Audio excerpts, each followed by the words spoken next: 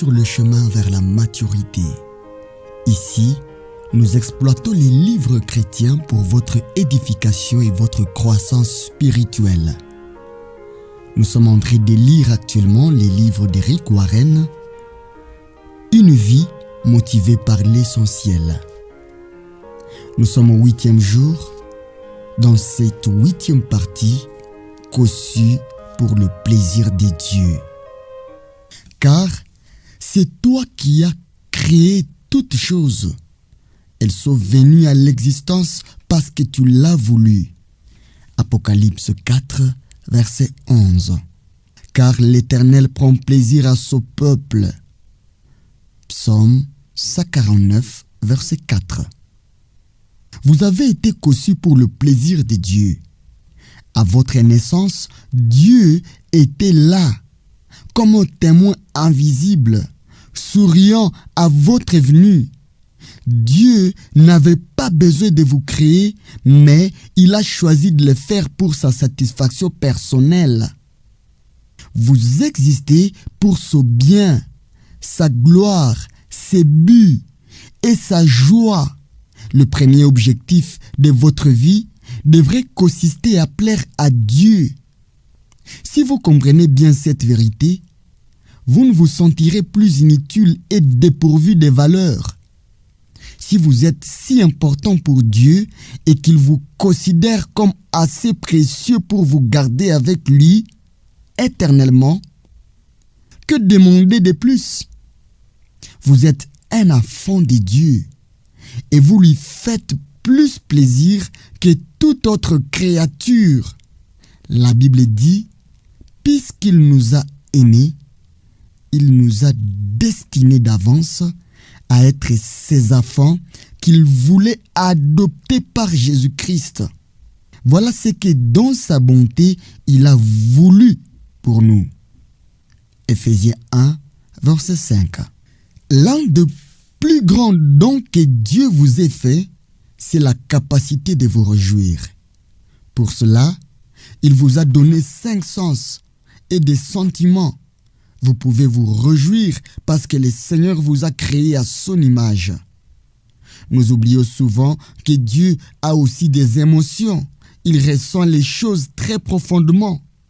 La Bible nous dit que le Seigneur s'afflige, éprouve de la jalousie et se met en colère, mais aussi qu'il ressent de la compassion, de la pitié, de la peine et de la sympathie ainsi que du bonheur, de la joie et de la satisfaction.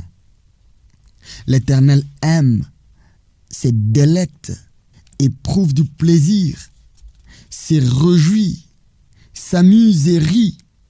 Genèse 6, verset 6. Exode 20, verset 5. Deutéronome 32, 36. Juge 2, 19. 1 Roi 10, 9. En Chronique 16, 27. Psaume 2, verset 4. 5, 6. Psaume 18, 20e vers. 35, 27e vers. 37, 23e vers. Psaume Saï 3, 13e vers. Saï 4, 31e vers. Ézéchiel 5, 13. 1 Jean 4, 16. L'adoration consiste à faire plaisir à Dieu. La Bible dit, le plaisir de l'Éternel est en ceux qui les craignent, en ceux qui s'attendent à sa bonté. Psaume 147, verset 11. Tout ce que vous faites et qui fait plaisir à Dieu est un acte d'adoration. Comme un diamant, l'adoration a de multiples facettes. Nous nous contenterons d'en examiner quelques aspects. Des spécialistes ont remarqué que l'adoration était un besoin universel que Dieu avait mis dans notre cœur. Une soif instinctive d'entrer en contact avec lui. L'adoration est aussi naturelle que de manger ou de respirer. Si nous n'adorons pas Dieu, nous trouvons toujours un substitut. Souvent, nous finissons par nous adorer nous-mêmes. Si Dieu a mis en nous un tel désir, c'est qu'il veut trouver des adorateurs. Il a dit, le Père recherche des hommes qui l'adorent. Jean 4, verset 23. Vos traditions religieuses vous ont peut-être donné une vision un peu étroite de l'adoration. Vous pensez aux réunions d'église où le chante, prie et écoute une prédication, à des célébrations avec bougies, à la Sainte Seine ou aux guérisons, aux miracles et à des expériences surnaturelles. L'adoration peut contenir ces éléments, mais elle va bien au-delà. C'est un mode de vie. L'adoration ne se limite pas à la musique. Pour beaucoup, l'adoration est synonyme de musique. Ils disent, dans notre assemblée, nous avons un moment d'adoration, puis les messages. C'est une erreur. Toutes les parties du culte sont des expressions d'adoration. La prière, la lecture des Écritures, le chant, la confession, les silences, les recueillements, l'écoute d'une prédication, le don de l'offrande, le baptême, la Sainte Seine, la signature d'une carte d'engagement et même l'accueil des visiteurs. Actuellement, on lit souvent l'adoration à la musique. Or, Adam a adoré l'Éternel dans le jardin d'Éden, alors que la musique n'est mentionnée que dans Genèse 4, verset 21, à la naissance de Jubal. Si l'adoration s'est limitée à la musique, tous ceux qui chantent mal ou ne jouent pas d'un instrument ne pourraient jamais adorer Dieu. L'adoration est bien plus que cela. Autre erreur, pire encore, le mot adoration est souvent employé pour décrire un certain style de musique. Certains disent, d'abord nous avons chanté un hymne, puis un chant de louange et d'adoration. Ou, j'apprécie les chants de louange rythmés, mais je préfère les longs cantiques d'adoration. On pense qu'un chant rapide et entraînant est un cantique de louange, et que s'il est lent et doux, c'est un cantique d'adoration. C'est une erreur courante. L'adoration n'a rien à voir avec le style, le volume ou rythme des chants. Dieu aime toutes les sortes de musique, car il les a inventées. Les mélodies rapides comme les lentes, les fortes comme les douces, les anciennes comme les nouvelles. Vous ne les appréciez probablement pas toutes, mais Dieu, lui, les aime. Si elles sont offertes au Seigneur en esprit et en vérité, c'est un acte d'adoration. Les chrétiens ne sont souvent pas d'accord avec eux sur le genre de musique à favoriser dans l'adoration. Ils n'acceptent que leur style, qu'ils considèrent comme le plus biblique et celui qui honore le plus l'Éternel. Mais la Bible ne définit pas de style précis. Elle ne contient aucune note de musique. Nous n'avons même plus les instruments employés au temps biblique. À vrai dire, votre style musical préféré en dit plus long sur vous, sur votre éducation et votre personnalité que sur Dieu. Une ethnie peut aimer une musique qu'une autre ethnie déteste. Mais le Seigneur qui aime la vérité apprécie tout. Il n'y a pas de musique chrétienne bien définie, mais seulement des chants chrétiens. Ce sont les paroles qui rendent un chant spirituel et non la mélodie. Si je vous faisais entendre un air sans parole, vous n'auriez aucun moyen de savoir s'il s'agit d'un chant chrétien. L'adoration n'est pas destinée à notre profit personnel. En tant que pasteur, je reçois parfois des remarques du style « J'ai beaucoup aimé l'adoration d'aujourd'hui, elle m'a fait du bien ». C'est une autre idée fausse de l'adoration.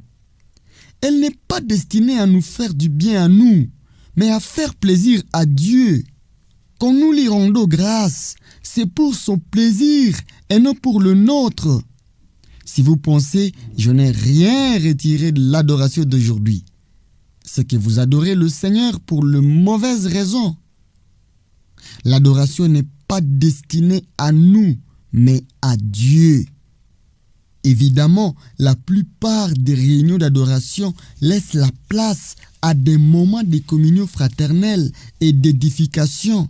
Et nous profitons vraiment de l'adoration, mais nous ne le faisons pas pour nous plaire à nous-mêmes.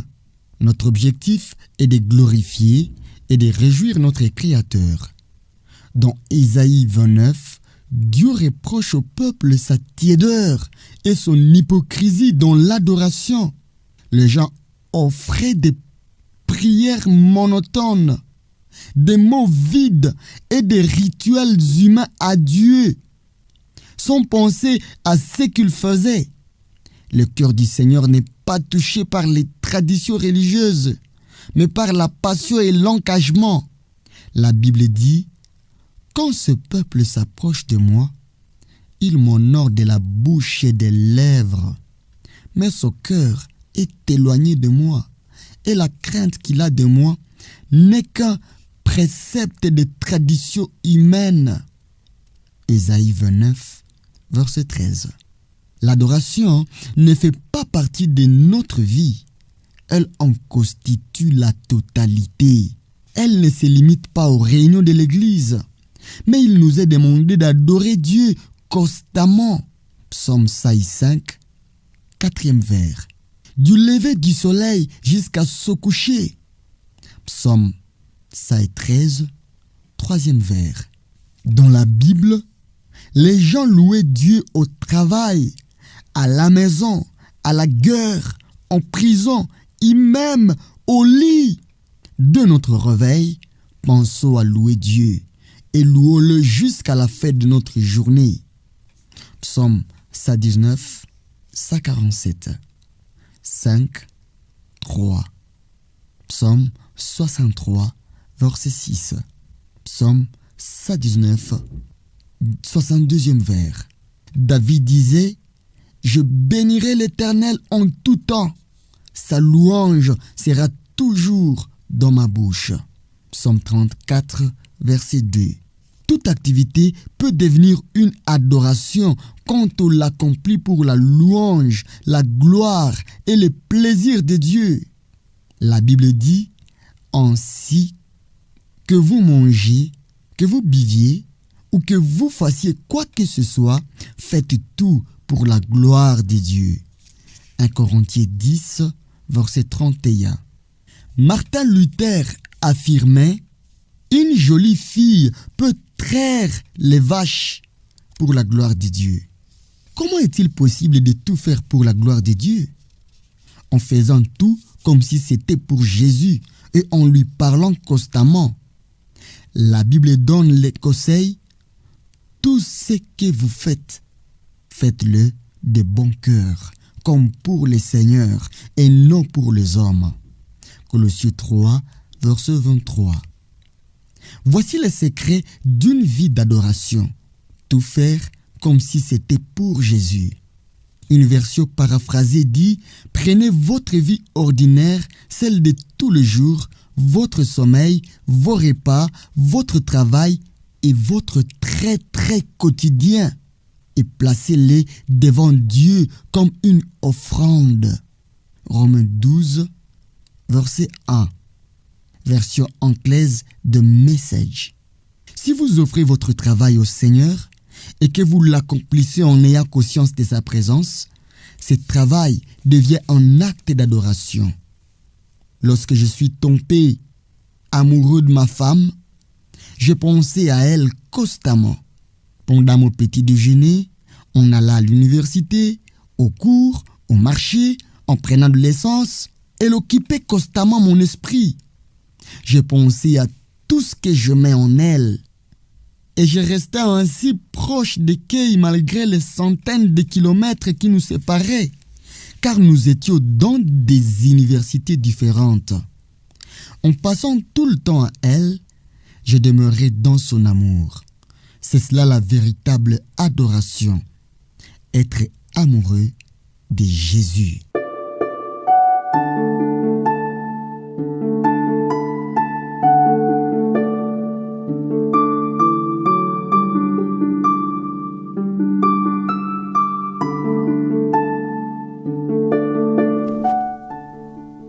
Huitième jour, définir mon objectif et idée à méditer. J'ai été conçu pour le plaisir de Dieu. Verset à retenir. L'Éternel prend plaisir à son peuple. Psaume 149, 4e vers. Question à me poser. Quelle tâche banale pourrais-je commencer à accomplir comme si c'était directement pour Jésus?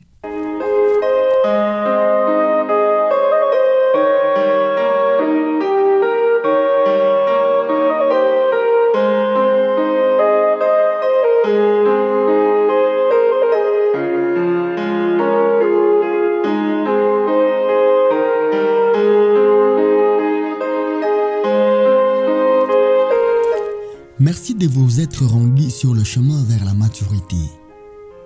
Nous sommes en train d'exploiter le livre « Une vie motivée par l'essentiel » écrit par Rick Warren. Nous espérons que la lecture précédente vous a fait du bien. Nous sommes convaincus qu'en lisant et en écoutant chaque jour la parole de Dieu, nous serons transformés à son image, être tel qu'il est, vivre tel qu'il veut. N'hésitez pas de partager ces messages avec vos proches, de vous abonner et d'activer la cloche des notifications pour ne rien rater à la prochaine occasion. Grâce et paix au Fils de Dieu.